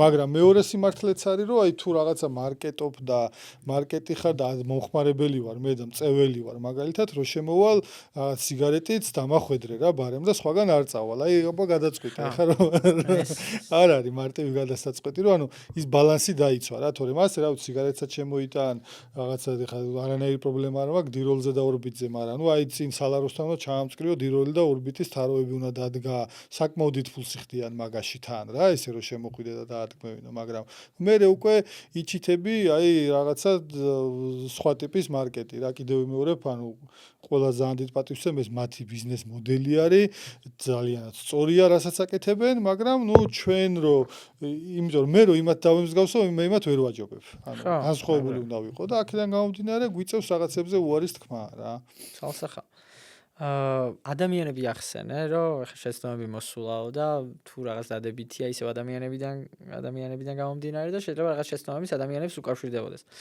ზოგადად აი შენ ბიზნესში რომელიც 1-7 წელი კი გავიდა რაც თავიდან 6 ვიყავითო ეხა 60 ვართ კი ბატონო რამდენად რთულია იპოვო პირველ რიგში და მე შეინარჩუნო ის ადამიანები რომლებსაც ეხა ქართულ რეალობაში ამ აგროსექტორზე არა ისეთი სტერეოტიპული და ცოტა overdated წარმოდგენები არამედ ცოტა თანამედროვე შეხედულებები აქვს და ის დისციპლინაც აქვს და ის ასე თქვა დამოკიდებულება რაც ამ ბიზნესის წარმატებისთვის ესეთ მნიშვნელოვანია. როგორ აიცი აი ჩემი გამოცდილებით რაც რაღაცა ამდენი ხანი რაც მქონია შეხება ხო უამრავმა ადამიანმა გაიარა ყავს თანამშრომლები, რომლებიც გახსნის დღიდან რო გავხსენებთ და იქიდან მოყოლებული რომ დღემდე არიან, მაგალითად ესეთი შემთხვევაც გვაქვს 4 წელი რომ მუშაობს, 5 წელი რომ მუშაობს, ახლებიც და ასე შემდეგ. მაგრამ ანუ იმას მივხვდი, რომ აი პროფესიონალს ჯობია რომ იყოს ერთგული და უმდოდეს რომ რაღაც დაამუღამოს და რაღაც ისწავლოს. ანუ ცოტა ისეთი გააჩნია სფეროებსთან რა, ეხლა აი ბუღალტერიაში, ფინანსებში, რა თქმა უნდა, პროფესიონალი უნდა იყოს, რაღაცაში პროფესიონალი უნდა იყოს, მაგალითად, მაგრამ აი უშუალოდ აი შეიძლება ყასაბი, ხო, პირობითად აი შეიძლება პროფესიონალს კონდეს აი რაღაცა ძველებურად რაღაცნაირად ნასწავლი მაგალითად და შენ რო იმას ეთქვი რომ ესე არ მინდა ესე მინდა აი ვერ არისო რა იტყვის და რაღაცა ხო რთულია რა და აი იმ შემთხვევაში ხო ჩემი კითხვის არის ეგ იყო რა ხო აი მაგ შემთხვევაში მაგალითად პირიქით აი უფრო ჯობია რომ გამოუცდელი იყოს და შენთან ისწავლოს და ერთგული ტიპი იყოს და აი რაღაცნაირად მოყვებოდეს რა ვიდრე აი ენთუზიაზმით სავსე ხო ენთუზიაზმით სავსე რა ანუ აი ჩემი გამოცდილება უფრო ეგ არის რა საბოლოო ჯამში რომ აი ესეთი ადამიანები უფრო ქმნიან რაღაცეებს, ვიდრე აი ყველაზე საშიშები როდის ვართ, ხო, როგონია რომ ყველაფერი ვიცით და არაფერი არ გვეშლება რა და ზუსტად იგივე არის იქაც რა, იმან იცის რომ აი ესე არის სწორი და არა და ის სწორი და არასწორი ვინ დაადგინა, ვინ მოიგონა, გაჩვენმა არ იცის რა. და შენ უკავშირს არ იღებს ხო, ვერ მიიღებს, ან შეიძლება მიიღოს, მაგრამ ნახე როგორ არის, ეხა აი უფროსი ხარ და აი ეთყვი რომ აი ეს რაღაცა ისე და კაი, შენ გასაგონად მიიღებს, მაგრამ მან ყველაზე მნიშვნელოვანი არის რომ გულის სიღრმეში თუ არ გეთანხმება ადამიანი, ამ სადღაცას მაინც ისე არ გააკეთებს, ესე არის ადამიანების ბუნება, ხო, რომ აი მე რაღაც სადღაცას როგორ ვარ, აი ვალდებული ვარ რომ დაგეთანხმო, მაგრამ არ გეთანხმები და შესაბამისად უკვე წინააღმდეგობა მერთვება რა.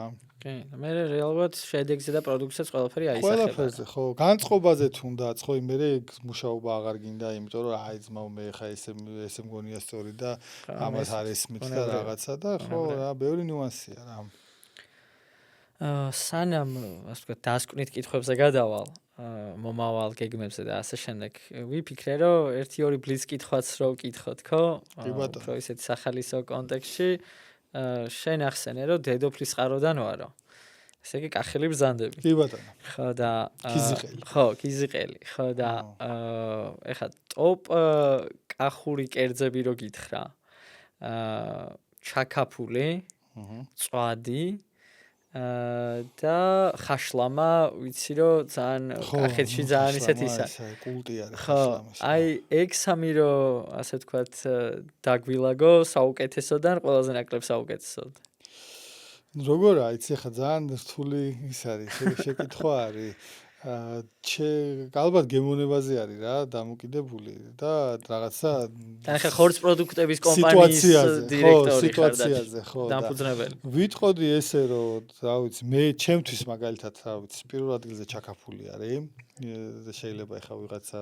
ხაშლამა ის მეორე ადგილზე მწვადი მესამეზე ხაშლამა რა. თუმცაღა ეს იმას არ ნიშნავს, რომ თქვენ ახლა ისეთი ის მომიწყვეთ, მოგეთო ყველა ვარიანტში რაღაც გრადაცია ესე უნდა გამეკეთებინა, მაგრამ ნუ იდეაში სამივე რაღაც ანუ ხაშლამაც აი რომ დაფიქრდე ხო, აი რა არის, ახლა ვიღაცამ მოგიხარ მოხარშული ხორცი არის რა, მაგრამ ნუ არ არის რა მოხარშული ხორცი, ანუ იქ თავისი ურთიერთობა და თავისი რაღაცები აქვს, ხო რა, რომელიც იმ რაღაცებს გემოებს და რაღაცებს ჩაკაფული ბატკნის თუ კლასიკური თუ ბატკნის. ბატკნის. ხო, ჩვენთან როგორ აიცი, კიდე ეგაც ძალიან საინტერესო არის, რომ აი რაღაცა ქართულ ბაზარზე დიდად ბატკანი ვერ მოიკიდა ფიქრი რა. არა და ობიექტურადაც ყველაზე სუფთა დღეს თუ რამე შეიძლება იყიდო ბაზარზე, ზოგადად არის ბატკნის ხორცი. რატო? იმიტომ რომ საქონელი არის და რაღაც მე ხა იმას რა ქვია იმ კატეგორიას არ მივეკუთვნები, რომ ახლა იქ ფერმერები რო კომბინირებულ საქმეებს აჭმევენ ის ცუდია და რაღაცა, მაგრამ გინდა არ გინდა ახლა იმაში მაინც რაღაც დანამატები არის. ხო? რომ იმ ცხოველმა რაღაცა საუკეთესო პერფორმანსი გამოავლინოს და წონაში მოიმატოს და ერთადერთი დღეს საქართველოში რა ხორციც იყიდება და რაზეც აი მსგავსი ტიპის არანაირი ჩარევა არ არის, ეს არის ბატკანი. და ისიც თან როგორ არის, ხო? რაღაცა ზამთარი არის და ბალახს ძოვს, ზაფხული არის და საძოვრებზეა და იალაღებზე არის და უბრალოდ ხო გემოვნების ამბავია, თორე მაღაზიის უფთას და დღეს მართლა ვერაფერს ვერ იყიდით რა ბაზარზე. ანუ უკონკურენტოვარი ბატკნის შაქაფული. უკონკურენტოვარი ბატკნის შაქაფული, კი. ძალიან კარგი, ძალიან კარგი. მომავლის სტრატეგიებს და ხედვებზე გკითხავ. პოდკასტის გარდა, ანუ პოდკასტამდე საუბრობდით ჩვენ და გეგმავთ თუ არა თბილისის ფარგლებს გაცდენას? თუ აპირებთ, ასე ვთქვათ, მასშტაბის გაზრდას, ამ კუთხით, აი ხარისხის შენარჩუნება, რომ რამდენად მნიშვნელოვანია და ვიცით ახლა საქართველოში ყველაზე დიდი, ასე ვთქვათ, ცდუნება და მე უბედურება ეგაა ხოლმე, რომ მასშტაბირების დროს ავიწყდებათ ხოლმე, რომ იგივე ხარისხი უნდა შენარჩუნდეს და რამდენად მარტო დავიწყებაზე არ არის რა. ანუ მასშტაბის გაზრდა არის და ავტომატურად, აი წარმოიდგინეთ, ახლა 160 თანამშრომელი ხო არის და პირობითად 10 ამხელა რო ვიყო, 160 თანამშრომელი კი არ დაგჭირდება, ანუ მაგდროს ხო ესე პროპორციულად აღარ მიყვება და პირობითად 1600 არ დამჭირდება და იქნება 1200 საჭირო რა, მასშტაბის ეკონომიიდან გამომდინარე, მაგრამ ეხლა თუ 160 ადამიანის შეცდომებზე ხარ ასე თუ ისე დამოკიდებული და ამ სისტემაზე, ხო? აი მე უკვე ხარ 1200 ადამიანის, ანუ ეს ავტომატურად ზის რისკებს რა. ანუ ხშირ შემთხვევაში შეიძლება კომპანიის მიზანი საერთოდ არ იყოს ეგ, რომ ხარისხი გააფუჭოს. უბრალოდ აი როგორ არის ეს მოდელსაც გააჩნია რა. აი ჩვენაირი მოდელის შემთხვევაში ბევრად უფრო მაღალ რისკიანი არის ეგ, რომ ხარისხი ვერ გააკონტროლო, მაგრამ არის მოდელები, მაგალითად ეხა ჩვენ რო ვიყოთ მარტო საცხობი. პირობითად, ხო, ის ერთი მიმართულება არის და იმას გააკონტროლებ რაღაცნაირად, მაგრამ აქ რო აი ეს დივერსიფიცირებული მიმართულება რო არის, ხო, აი ეგ უკვე ზდის იმის რისკებს, რომ მასშტაბთან ერთად ხარისხის კონტროლი შეიძლება გაგიჭირდეს და აი მე მანდარი ხოლმე ძალიან მნიშვნელოვანი, რომ საკმაოდ დიდი კაპიტალური დანახარჯები და რაღაცები უნდა გაწიო, რომ მაქსიმალურად ავტომატიზირებული გახადო წარმოება. მაგრამ ავტომატიზირებულს რო ხდი, აი იქ მე ის პრობლემა შემოდის, რომ ის არტიზანული და ხელით გაკეთებული და რაღაცა გემები აღარ არის და ხო და ის სულ რაღაცა აი ამ იმაში ხარ რა ჭიდილში ხარ რა ბევრი ვისაუბრეთ ფასებზე ერთსაც კითხავდი რომ რაღაცნაირად შეიძლება კონკრეტული სეგმენტის მხრიდან რაღაც კრიტიკოსების მხრიდან და ძვირად ღირებულ მაღაზიად შეიძლება ითხოვდეს წერტი ამას როგორ უპასუხებდი და სამომავლო სტრატეგიის კუთხით აი თქვათ მასშტაბის გაზრდის თვალსაზრისით, ხო? აი ამ პრემიუმ ბრენდად შენარჩუნება არის უფრო მთავარი გეგმა, თუ მოაზრებული გაქვთ უფრო ფართო მასებისთვის ფინანსურად ხელმისაწვდომი რო გახდეთ ეგეთი სტრატეგიის განვითარება. ფასებზე ხა რა შემიძლია რო გითხრათ რა, მოკეთ რაღაც ცოტა ხნის წინ გადავწყვიტეთ, რომ ეს ჩვენი გაყინული ნახევარფაბრიკატები შეგვეტანა სხვადასხვა ქსელებში. და გავაკეთეთ ბაზრის კვლევა და სიმართლე რო გითხრათ, მეც სულ მეგონა რომ ჩვენთან პროდუქცია ძვირი ღირდა რა. ხო და თურმე არა. ხო და ერთხელაც იმიტომ რომ იქ რაღაცას ამბობენ რაღაცა XY ბრენდი ხა არ დავასახელებ, აი ეს ერთი შეკვრაღის რაღაცა 6 ლარი თქვენი ღირს 18, რატო ღირს 18 ლარი და არასდროს არ გამჩენია აზრი რომ აი რაღაცა შეკვრა კი არის, მაგრამ იმ შეკვრას შეიძლება რაღაცა კონკრეტული წონა იდოს. და მაგალითად აი ერთი ესეთი кейსი იყო, რომ აი ძალიან ისეთი დაჯერება მქონდა მეც და ის როგორ რაღაცას ვაправებდი, იცი რომ აი ზატო ჩვენი ხარისხიანია რაღაცა და აი ეგრევე თავდაცვის ის რო გერთვება რეჟიმი რა და ერთხელაც ესეთ იმაზე ვართ რაღაც მოკვლევაზე მე და ჩემი თანამშრომელი ერთ-ერთ ქსელში იქვე სასწორი არის, გადმოდეთ, ავწონეთ 250 გრამი არის და ღირს რაღაცა 6 ლარი. ჩვენი მეთქი ამომიდი ჩვენი დავდეთ ეს ჩვენი და ჩვენი არის 750 გრამი და ღირს 18 და რაღაცა. ანუ ერთი და იგივე ფასია, მაგრამ ამას რო უყურებს ადამიანი, ანუ ეხა ეგ ჩვენი შეცდომაა რეალურად ეგაც რა, რომ აი დიდი შეფუთვა არის და ერთიანად ბევრის გადახდა გიწევს რა. ხო და მე რაღაც ცოტა ისე გამიტყდა კიდეც კაცო მეთქი ხა ერთ იგივე ფასი რა პონჩი უნდა ღირდეს რა მეთქი ჩვენი დამარი და ჩვენი ბევრად უკეთესია თქო და ხო რა თქმა უნდა ეხა რაღაცები არის თქვათ რა რის ყიდვაც შესაძლებელია უფრო იაფად ბაზარზე ვიდრე ჩვენთან მაგრამ ჩვენი მიდგომა ისაა რომ ზუსტად იდენტური პროდუქცია აი საკუთარ წარმოებას ასე ვთქვათ ეგ მუღამი აქვს რა ბჭყალებში რომ რაღაცა კუპატი მაგალითად ვიცი, მე ცოტა დიდი მოყვარული არ ვარ მაგალითად, მიუხედავად იმისა, რომ რაღაც ჩვენ გვაქვს ასორტიმენტში და მომხმარებელი ყავს თავისი, არ ვიცი, რაღაც ჩვენთან ღირს თქვათ 30 ლარი და სხვაგან ღირს შეიძლება იყიდოთ 16 ლარად, 17 ლარად, მაგრამ ეს არის აი თავიდან ბოლომდე არის რაღაცა უკვე კულინარიის ნაწილი არის რა. რაღაცა შეიძლება ბურგერი იგივე, რა ვიცი, მაკდონალდში ღირდეს 10 ლარი და სადღაცას 30 ლარი და ისიც ბურგერია და ისიც ბურგერია ესე რა და ამიტომ მან უფრო ყველაზე მნიშვნელოვანი არის რომ ანუ შეფასება უნდა მოხდეს კონკრეტულად იმ პროდუქტის რაც გემოვნური თვისებების და ხარისხიდან გამომდინარე. აი ხორცი მაგალითად ან იმერული ყველი, ხო? აი ჩვეულებრივი კომოდითი არის რა. ანუ იცის ადამიანმა, აი ხორცის ფასი, როგორც აი საფონდო ბირჟაზე რო რაღაც აი ტესლას აქციის ფასი რო ვიცით, ეს იცის ყველამ რომ პლუს მინუს რაღაცა აი დღეს ახლა საქონლელი უკვე აი 40 ლარის ფარგლებში ახლა. მე რო იქ 50 ლარად გავყიდე, 50 ლარად კი არა, აი 2 ლარი, 3 ლარი ძვირიც რო ღირდეს.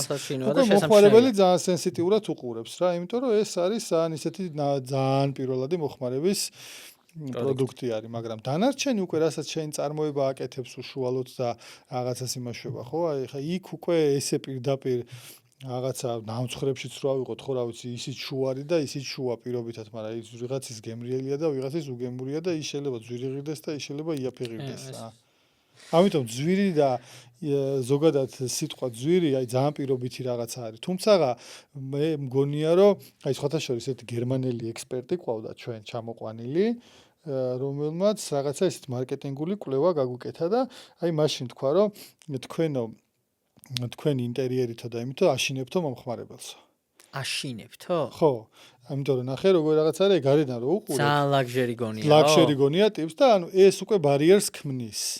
ანუ მე თუ მაგალითად რაღაცა საშუალო შემოსავლის მქონე ის ვარ ან რაღაცა უფრო დაბალი, მე უკვე მეშინია რომ იქ რო შევალ, შეიძლება ვერ გავქაჩო, ვერ გადავიხადო რა. და სხვათა შორის მაგაზე ქონდა ძალიან ისეთი შენიშვნა და მე რაღაც იდეებიც გითხრა რომ ეს გარედან რაღაც ფერმისის გაუკეთეთო სტიკერებიო და რაღაცა რომ ვითომ ფერმაში შედიხარო და კარს რო გააღებო იმის ძროხის ზმუილის ხმარო ისმოდესო და რაღაცეებიო და მაგრამ მეორე მხრივ მაგ ექსპერტის ასე ვთქვათ საპირისპიროდ შეიძლება ისიც ითქვას რომ კონკრეტულ მომხმარებელს, რომელიც აი ამ ცოტა გარემოვაჭრეებს, ცოტა შეჩვეული აქვს თვალი და რაღაცა ბევრ თქვათ არაჰიგიენურ, არა სანიტარულად კარგ მდგომარეობასთან ასოცირდება, ეგ თქვენი დიზაინი უფრო კი არ აშინებს, პირიქით ეძახის და უფრო შედის რა. უბრალოდ აქ საუბარი არის რომ აი გარედან რო უყურებ რა, და აი მაგალითად ეხა ორი ნაბიჯი რო აიღო ან კარფური რო აიღო, გეძახის ხო, რომ აი ყველაზე დაბალი ფასი, ყველაზე იაფი, დაზოგე. ხო, ეს ცოტა რაღაცა პრემიუმ სხვანაირი მესიჯი მოდის რა, იქიდან რომ ავი რა, აქ მინიმუმ ეხა რაღაცეები იაფი უნდა ღირდეს და ეხა ჩვენთან ეგ არ არის, ხო, ეგ მესიჯი არ მოდის, მოდის რაღაცა ცოტა რაღაცა ესეთი ჰალსტუხიან რაღაც მოწესრიგებული ტიპის აღქმა მოდის და ცოტა გაფერხებს ადამიანს რა. გასაგები. ესე იგი შეიძლება გერმანელი ექსპერტის რჩევების გაითვალისწინოთ მომავალში. ხო, კი. იურგენი ბიძია, კაი კაცია. და ბოლო კითხვა მექნებოდა, ეხლა ჩვენი პოდკასტის სახელი არის Founders Club-ი, ანუ დამფუძნებლებზე არის. შენ როგორც დამფუძნებელი, რა იქნებოდა შენი ფიდბექი ახალგაზრდა დამფუძნებლების მიმართ, რომელიც აი ესეთ ახალ სფეროს, ახალ ინდუსტრიას ესე ხელს კიდებენ და შენი ყველაზე მთავარი გაკვეთილი აი ამ დაფუძნების პროცესში და მე ხა 6 თანამშრომლიდან 160-მდე რო ამოხვედით აი ამ თლიან განვლილ გზაზე რა იყო და რას გაუზიარებდი მათ? ხო. მე გაუზიარებდი პირველ რიგში იმას, რომ ძალიან მნიშვნელოვანი არის დაკვირვება, აი ბაზარზე რაღაცა სად შედიხარ, ამ წინასწარ მოკლედ რაღაცები უნდა იფიქრო, ანუ მარტო ესე ემოციურად რომ აი ხა მე რაღაცა მაგარ რაღაცას გავაკეთებ და რაღაცა ესე არ არის, ანუ ძალიან მნიშვნელოვანი არის რომ ბაზრის კვლევა, ეხა კვლევა ცოტა ისე ესმით ხოლმე ადამიანებს, რომ ეხა ვიღაცებმა რაღაც ფურცლებით უნდა ირბინონ და რაღაცები უნდა აწერინონ, ანუ რეალურად უბრალოდ ობიექტურად რომ შეაფასოს ბაზარზე რა ხდება, ეგ ერთი, მაგრამ მაგაზე ბევრად მნიშვნელოვანი არის, რომ უნდა ჯეროდეს თვითონ, რომ მართლა მაგარ რაღაცას გააკეთებს და მაგ შემთხვევაში სხვა ყველაფერი ძალას და აზრს კარგავს. და კიდე ვიტყოდი ერთს, რომ განათლება ძალიან მნიშვნელოვანი არის, აი ზოგს აქ ხოლმე რომ რაღაცა ბიზნეს მენეჯმენტს ანუ ერთმანეთთან რამდენადაც კავშირში არის ბიზნეს მენეჯმენტი და ბიზნეს საქმიანობა, აი ისე არაფერ შუაში არ არის ერთმანეთთან. ანუ შეიძლება ახლა ძალიან ისეთ რაღაცას მე თვითონაც მაგის MBA-ც მაგ დამთავრებული მაგ და ანუ რეალურად ის რაღაცები მართლა საინტერესოა და მართლა ის არის, მაგრამ აუ რეალური ცხოვრება იმდენად განსხვავდება იქ მოცემული რაღაცეებისგან რა, რომ არ ვიცი, ან შეიძლება მე ჯერ იმ დონეზე არ ავსულვარ, რომ რაღაცა იქაც ვისწავლე, ხო, ეგრო შემხვდეს რა, მაგრამ რეალობა არის, რომ აი როგორ ვთქვა, ამ ბოლო დროს მეც რაღაც პოდკასტებს და რაღაცებს უყურებ ხოლმე და ერთი ტიპი მომწონს ძალიან რა, რომელიც ძალიან ხას უსვავს იმას, რომ უნდა იყო ყოველთვის აწმყოში. ხო არის power now და რაღაცები რო არის წიგნები რა და აი მაგას ვეთყოდი რა ერთადერთი რომ აი ზოგადად შეცდომები ხდება ანუ შეცდომები იმ შემთხვევაში არ ხდება როცა არაფერს არ აკეთებ ადამიანი ამ გზაზე აი მართლა უამრავ ჯერ მოგვიტეხია კისერი და რა ვიცი ეხაც ვიტეხავთ და მომავალში კიდე მოვიტეხავთ ალბათ და ის ადამიანები ვინც ეხა იწყებენ ან რაღაცა იმ შექმნის ეტაპზე არიან და არაერთხელ მოიტეხავენ კისერს თუ თვითონ გონიათ რომ ეგრე არ იქნება მე ვაძლევ გარანტიას რომ მოიტეხავენ რა მაგრამ ყველაზე მნიშვნელოვანი რა არის იცი რომ არ შეიძლება ფოკუსირება იმაზე მე რომ ვაიმე აი მე შეცდომა როგორ დავუშვი იმიტომ რომ აი ეს მე წარსულში და წარსულზე ფიქრი და წარსულ შეცდომებზე ფიქრი ხო იმ რაღაცა ფოკუსს გვაკარგინებს და რეალურად აი მართლა ერთადერთი მომენტი გვაქვს ცხოვრებაში როცა შეიძლება რომ რაღაც შევცვალოთ და რაღაც გამოვასწოროთ და ეს ერთადერთი მომენტი არის აწმყო რა და აი მაგას ვეთყოდი რომ აუცილებლად კონცენტრირდნენ იმ აწყოზე. არც დიდად არასწორი არის რომ რაღაც მომავალზე ზედმეტი ფიქრიც რაღაცაში ფოთოებს და რაღაცებს იწევს და ამას კიდე რაღაც თავისი ისენი აქვს და არც წარსულზე. აი ერთადერთი მართლა თუ სადმე შეიძლება რომ იცხოვრო ადამიანმა და რაღაცები გააკეთო, ეს არის აწყოში, ეხა რის გაკეთება შეგვიძლია რა. სხვა დანარჩენი აი უბრალოდ არ არსებობს და ფუჭი ენერგიის ხარჯვა არის რა. ძალიან დიდი მადლობა ესეთი საინტერესო პოდკასტისთვის. დიდი მადლობა მოწვევისთვის. იმედი მაქვს რომ რაღაცა საინტერესო ინფორმაციები გავეცით. კი, აუცილებლად.